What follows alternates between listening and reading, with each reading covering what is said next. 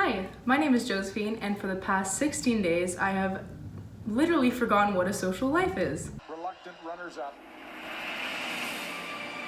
Tessa Virtue and Scott Moore. So I don't think any of you are surprised that I'm making this video. For those who follow me on Instagram especially, I did post some on Snapchat, but it was mostly just comedic relief.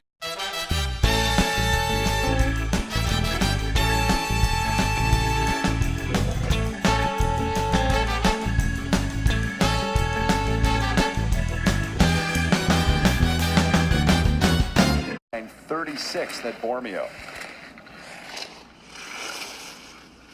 Oh, back in the tails. Oh, I didn't even know he was... Well, those are the kind of instincts you have. Why does this keep happening? But on Instagram, I think especially since Instagram has added the highlights option on like stories and also on your profile, I really took advantage of that. I made an entire highlight about the Olympics.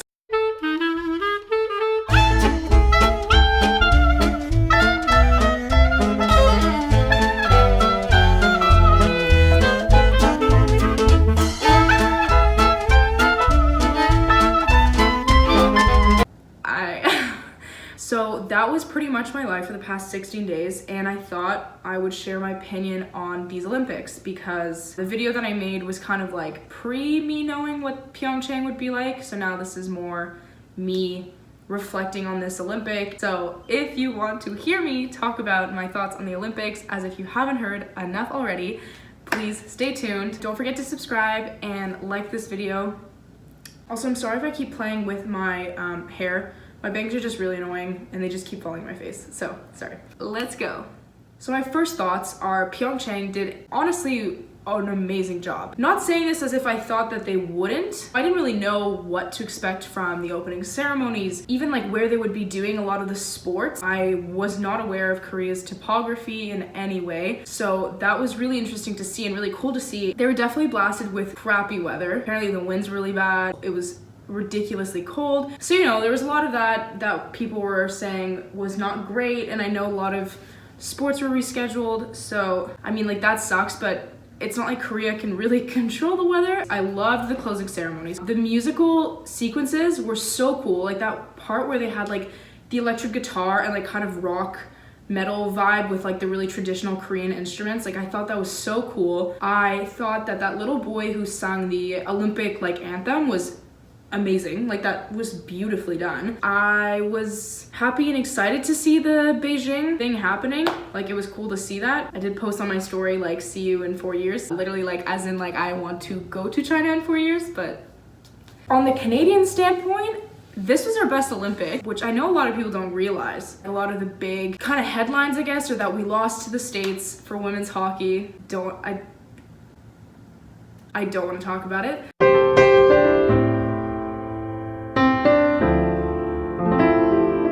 Yeah, we lost to the States for women's hockey, so we got second. The men's and women's curling team didn't place on the podium.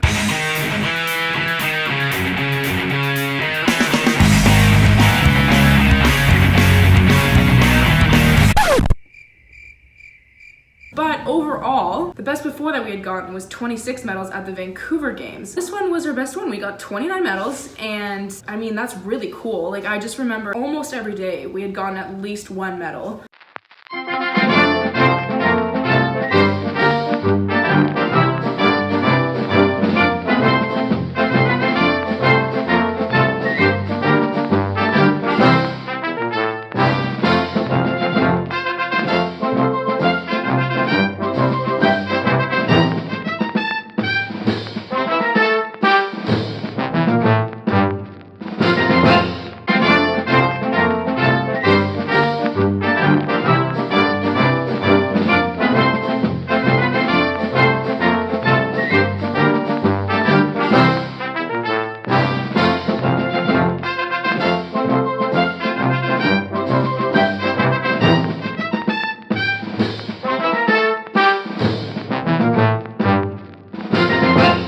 another thing. I thought the time change would be a little bit more of a drag than it ended up being. I really thought that I would never be able to see anything live. At the beginning, I was seeing like, oh, live at or starts at, and they were all like 4 in the morning or 2 in the morning, and I was like, there's literally no way that I'm gonna see any of this.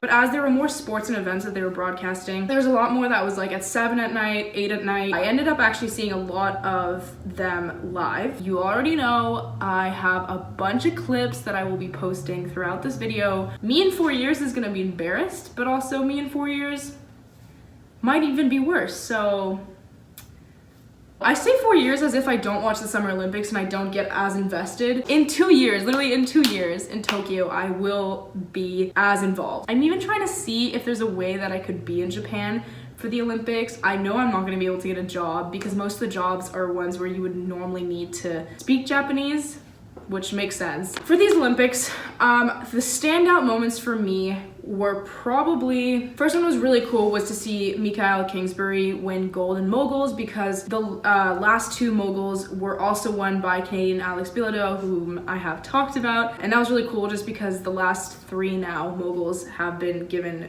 gold to Canada. I feel like people went really rough on McMorris, Mark McMorris. People don't realize that this guy would literally, like, I think not even like a year ago, was like on his deathbed, and like the fact that he was literally like in a coma and he made it to the Olympics and still was able to medal. Hello, literally, like so many people were like, wow, McMorris like only got a bronze. Like, just the fact that he made it to the Olympics still and like competed is like incredible. I could go on Tessa Virtue and Scott Moore. They are literally our royal couple. I truly believe they are in love. I will not be surprised if I'm saying it.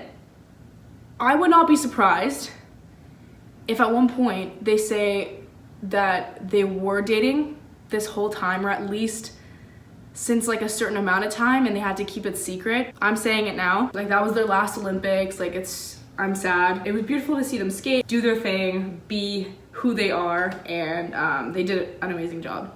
So, would I die for Scott Moore?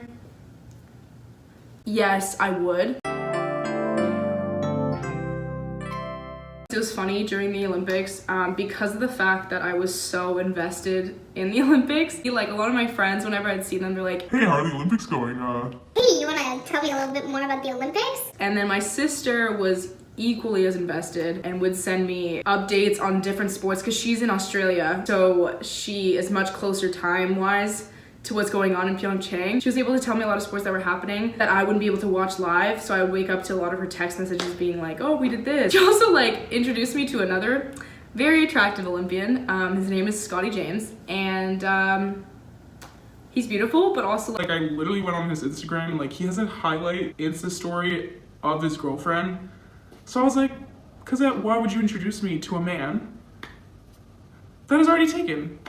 What are you trying to do here? What are you trying to do? I think my last highlight, it was the first year that they did mixed doubles curling and we got gold. So that was really cool because it was like the first time I was introduced to the Olympics and we did really well. I think that the whole time, like, even if we didn't place, like, I feel like there were a lot of moments, like, I think it was 50K cross country, like, we placed 4th. And like, we're not a country that's like known for cross country. Like, that's not really like our strong point. So it was really cool to see, even though we didn't place on the podium, like 4th is really good for Canada to place. Like, I still think 4th place is really amazing, but obviously like I'm not the athlete because I feel like that's definitely like the hardest position to have because you're literally 1 below the podium. I will end this rant here. I am planning on making another video right after this, but I just thought that you would want to know my thoughts on the Olympics, which are all good. The Olympics are done, okay? Hey, the Olympics are done. You have the regular scheduled me back. It may look like I'm going through like a crazy episode right now, but I low-key am. But I swear I'm okay. I'm okay. I hope you enjoyed this video. Thank you always for watching. I will see you all in my next video. Bye, friends. I have a cold. So it looks like I keep crying. I know my friends are gonna be like, but you cried for the closing ceremonies. And like, I know, I'm exposing myself, so you can't expose me.